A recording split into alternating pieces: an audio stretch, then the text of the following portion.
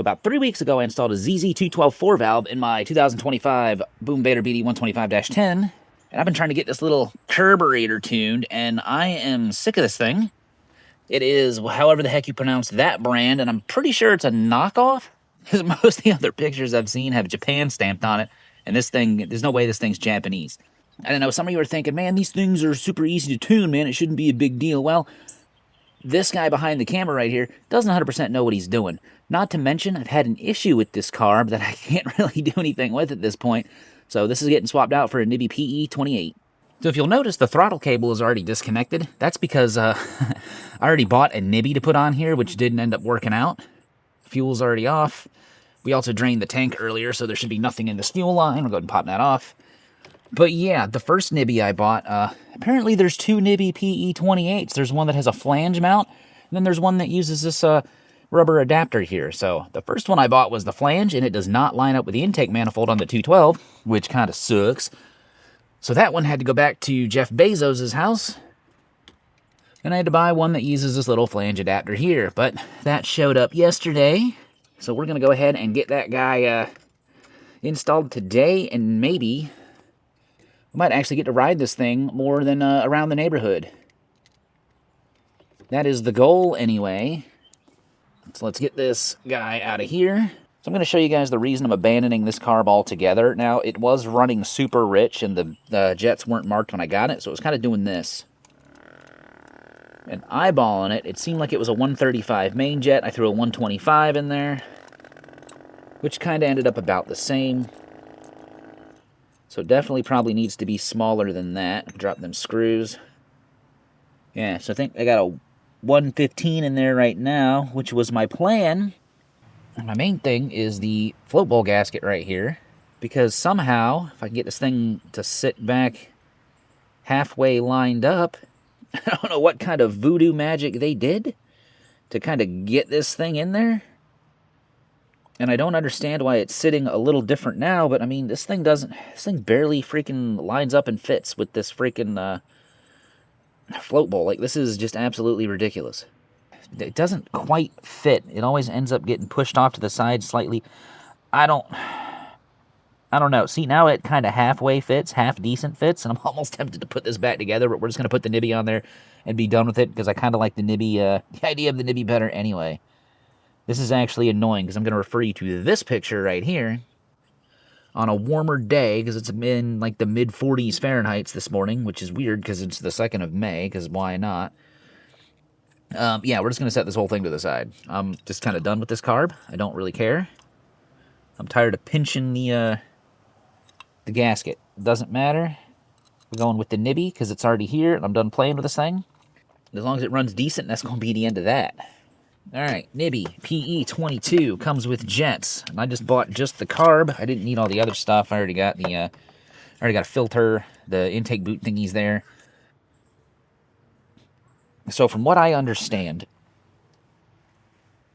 so according to the Amazon listing, because that's all I have to go on, is this carb should have a 40 pilot and a 115 main already installed. And also, using Nibby's little chart, a 28mm should be good for anywhere between 200 to 250 cc's. And when I put the Nibby 22 on my 125, I did not do any tuning with that thing, and it ran really, really good. So I'm kind of hoping for a similar experience here. That is how that freaking gasket should sit. And as expected, these jets are not... These things aren't marked. Which they give you replacements. Which the pilot, they give you a 35... Oh, they're written on the side. Oh, no way. Are they written on the side? I was looking for them on the top, like all the other cheap jet kits I find online. Is it there? Oh, it is. Wow. No kidding. So it indeed has a... Trying to get the light just right. Yeah, it's got a 115, and it tells me that's a 40 in there. So we're going to roll with this and see how that goes. So let's put this guy back together the correct way. Is that the correct way? That is kind of the correct way. Oh, yeah, there we go. Line that up like that. Bam, goes together nice and neat. Get some screwdriver action here. Go and get that float bowl nice and secure back on there. Don't strip that out there, dummy. There we go. Tighten it down, just like so. I'm going to go ahead and slide the carb on just like that. It should fit in the little boot just like so. Go ahead and tighten that down. Sure it's not going anywhere. That should be good. Now this float bowl drain here, I don't really have anywhere to hook this, so we may have to get creative. We'll go ahead and get our throttle cable set first. Spring. Need that carb slide, please, if you don't mind. Thank you. Take that little disc. I presume this is, the clip's kind of in the middle, I guess. I don't know. We're just going to leave it in its default position. Slide on a little boot thingy. Gonna use technical terms like that this whole video. I'm sure there are actual names for some of this stuff. Come on, there we go. Take our spring.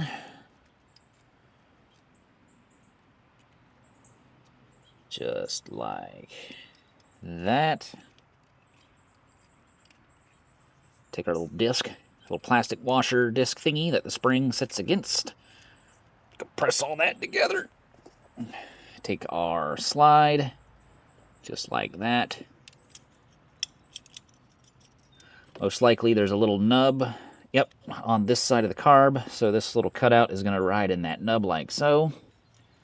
So the slide is going to go in a little bit longer cable than probably need.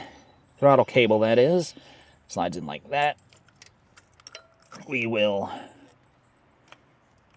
seat the, I don't know, so we'll tighten the thing down just like that. See, just gonna get in there, we're gonna tighten it just like that. We're gonna give it a throttle, one or two little blips. Gonna double check the slide. Guys, tell me if it's all right.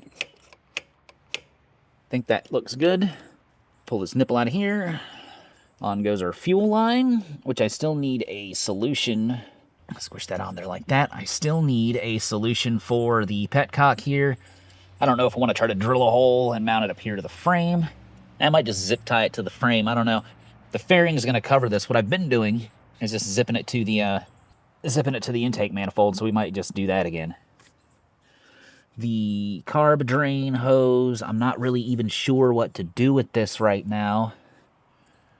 So I think we'll just we're just going to kind of tuck it up along the fuel line, I guess. This is probably not where you want it, but I got nowhere else to put it. So we went from whatever this is, which I guarantee is not the actual brand. I guarantee that's a knockoff. With, I never got to test it with the 115. So it actually may have been fine. It's just I don't trust that gasket anymore. The PE28 has a 40 main. I'm sorry, a 40 pilot, 115 main. We're going to try that. I think originally when I started this 212, I think it was either 87 or 89 octane in here. I went ahead and I emptied this tank this morning. We're going to put about a gallon of 93 in it. Because I was doing some reading last night on the specs of this thing, because I was trying to figure out like power ratings. So what I'm seeing, this thing should make about 23 horsepower as opposed to the 125, which is somewhere in the 6 to 8 range. And I also saw that I probably need to be using something with a higher octane in this. Something about this maybe being a high compression engine. Let me know in the comments down below if I'm off base or if I'm just wasting my money putting 93 in this thing. But we're going to put some fuel in it. We're going to start her up. And it's still like 40-some degrees. I don't even think it's 50 yet. But I want to at least make sure she starts, she idles, and probably putt-putt around the neighborhood. Maybe pull out on the main road and get on her a little bit. Not like super high, you know, because not super fast because this is still getting broken in. Mainly because it hasn't even barely ran yet. But I just want to see if it's going to stutter right about the, 7,000 RPM, 7,000 RPM range like it has been. And, we should probably put an air filter on this carb too, because, yeah, since we are using a motorcycle race only, we don't want to pull a squirrel or something into this thing, and I don't know. Go ahead and pop this gas cap off.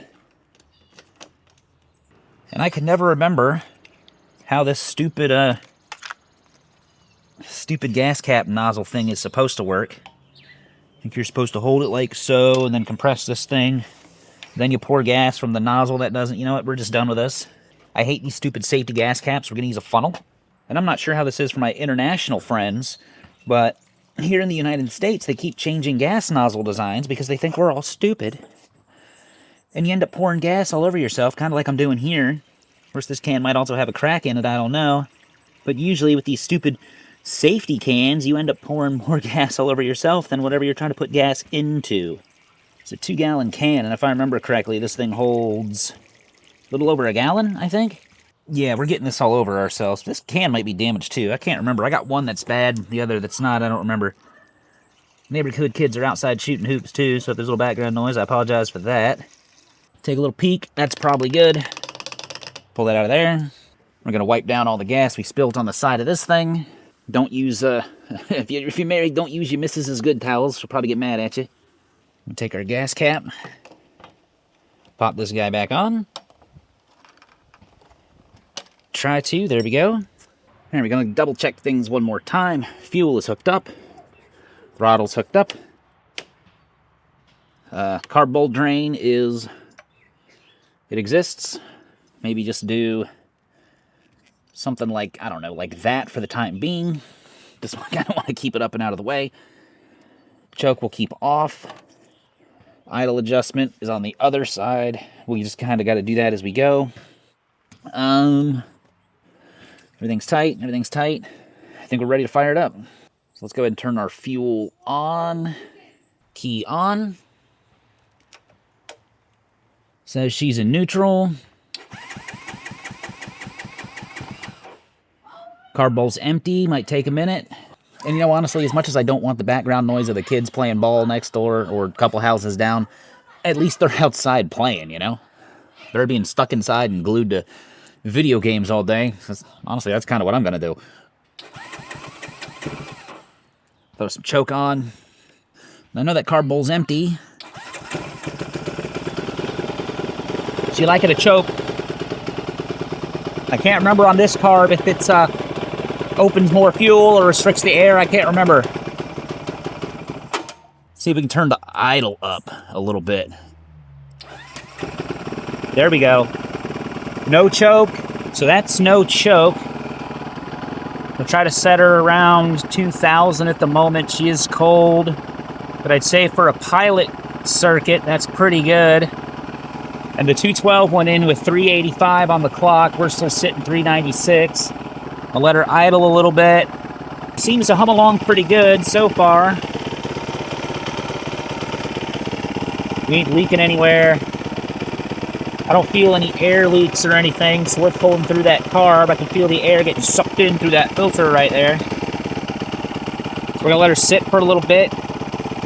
Give her a couple minutes, and then we'll see if she's a runner. All right, we're up to a nice and toasty 50 Fahrenheit. Yeah, we're going to see if this is actually worth a flip. Turn the key on. I got you guys on my Nano. I'm going to try to conceal my, whole neighborhood. I'm not trying... Well, that was weird. I saw a little poof come out down here. Why'd we poof? I'm about fed up with this bike, to be perfectly honest with you. If this doesn't go well, I'm not really sure where to go from here, because actually this thing was, I actually listed this whole bike before doing the engine swap on Facebook Marketplace back in February of 2026. And after about a couple days, I decided to keep it and go ahead and do the swap. The funny thing is, we became affiliated with TJ Brutal Customs like 2 to 3 weeks after that. Yeah, knowing that now, I may have let this thing go because I still want to put together a VT600. So, I don't know. Anyway, let's just see how this goes, I guess. So this is the 40 Pilot 115 main. I didn't touch the idle air, or the air fuel mixture, excuse me. I didn't touch the needle clip position.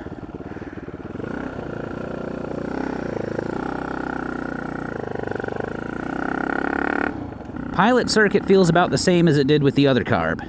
The main thing is going to be my mid-range and my top end. And she's kind of spitting and sputtering a little in the middle. That's kind of what it was doing before. But also that little middle, that could just be a needle clip. That could just be a air fuel scenario. That's not a big deal. Might have been a hiccup too. She's better than she was. It'd be nice to get this dialed in so we can put the fairings back on this bike so I'm not hugging the tank like this. I'm going to move her around the neighborhood a little bit, make sure she's nice and warm. I apologize for the mainly the speedometer view. I'm not trying to give you guys like a map of my neighborhood. Not saying I don't trust your Leica, I'm just saying, you know, I try not to record leaving the house or being near the house. Even though I've recorded in front of the house before, so I don't know how big of a deal it actually is. It's just a fact of life. Some people out there don't always have your best interests in heart, or at heart, or whatever it is, or your best interests in mind. Let's give this a shot.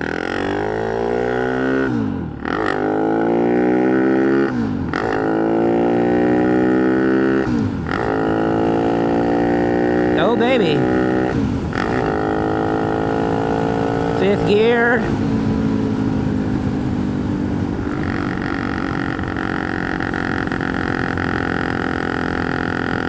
She's sputtering a little bit. This doesn't seem that bad. I'm confident enough. I'm going to pull out on the main road here. She definitely accelerates a bit faster, though. I will give her that. And I think as far as doing the swap, that's kind of what you're looking for. It's more of a... you like usable power kind of thing, not necessarily like mo power, because it is mo power, baby. And probably flat out if I had the room in a bigger cojones, so to speak. I'm curious to see how fast this thing goes, but we're trying not to push it right now because it's still a brand new engine. I'm just gonna go down here and do a little turnaround real quick.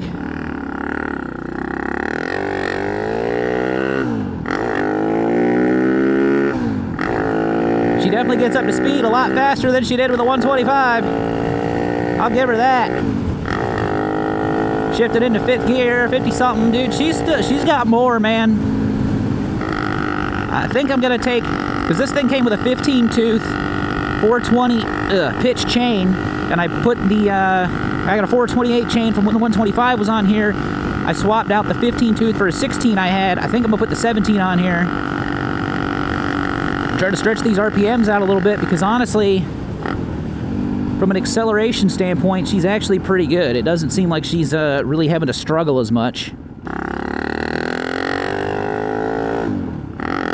And it seems like to me right now, the biggest thing we got to play with is the air fuel or the needle clip position. And this is where I need your guys' help, okay? Just because I make YouTube videos doesn't mean I know what the heck I'm doing. I'd really like your guys' input. So, what do you guys think as far as how this thing's running? Do you think it's rich? Do you think it's lean? I think it's doing pretty good. I think there's a little more we can get out of it, but I'm not sure where to go. I'm just glad it's rideable, which tells me like the other jets I had in there were just way too big, or that carb was a piece of crap. So if you guys would do me a favor, let me know what you think down in the comments below. And even though it's not 100% perfect, I think it's at least rideable. Also, it's like 50 Fahrenheit right now, so it may even it might be fine at like 70-ish, which probably is about kind of what I'm looking for anyway. Woo, a little bit of stutter right there. That's all I'm saying. She's not 100% perfect, but we're really, really close. I'm just glad I can finally reasonably ride this thing with a 212 engine in it. You know, because we did the swap 3 weeks ago, which honestly was a lot easier than I thought. And if you're curious what it takes to swap in a 190 or a 212 into these little Honda Grom clones, and you got a little bit of time, you can click that video right here. And as always, y'all be good. See ya.